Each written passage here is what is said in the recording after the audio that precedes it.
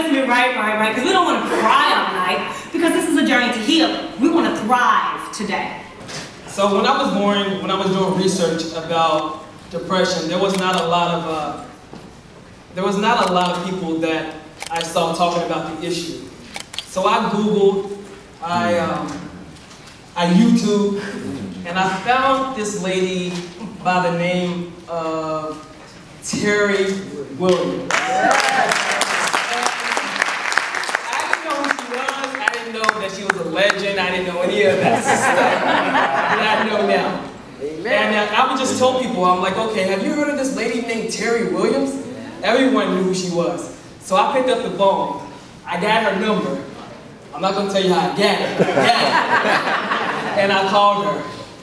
It took a minute to get to her, but I got her. And now here she is, a partner, and like a mother figure. Here she is, Miss Terry Williams.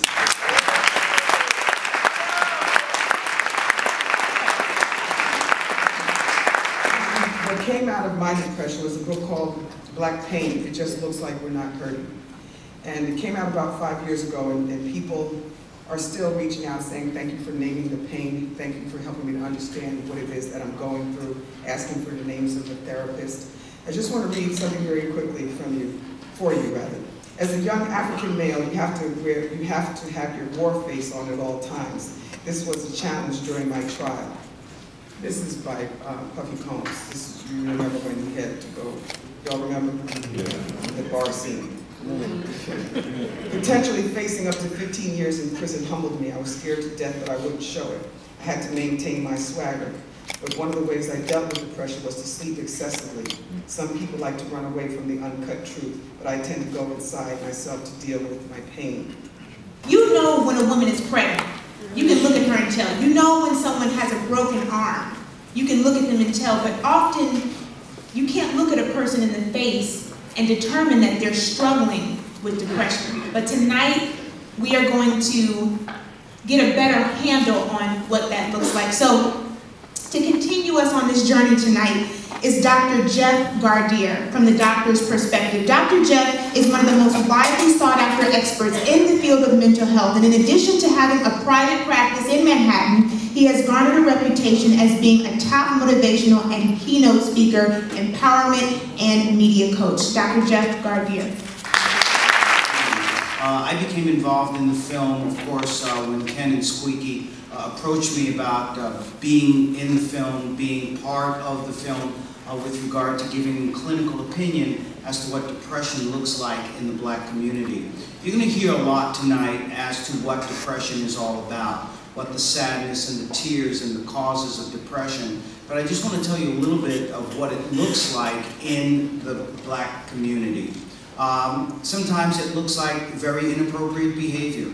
Sometimes it looks like the behaviors that we see on 125th Street, where we see people that are homeless or people that are talking to themselves. Sometimes it looks like what happens when our young Black men and young Black women are victimized in the streets. Sometimes we see it through the incest that unfortunately Terry talked about that takes place. But primarily where we see it and where it affects us the most is in the jails, the incarcerations.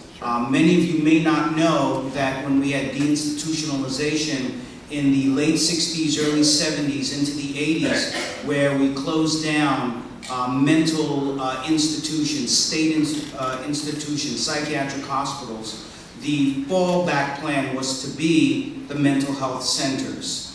These were started by Robert Kennedy, John F. Kennedy, in order to be able to provide outpatient mental health services for the people who are no longer part of the institutions.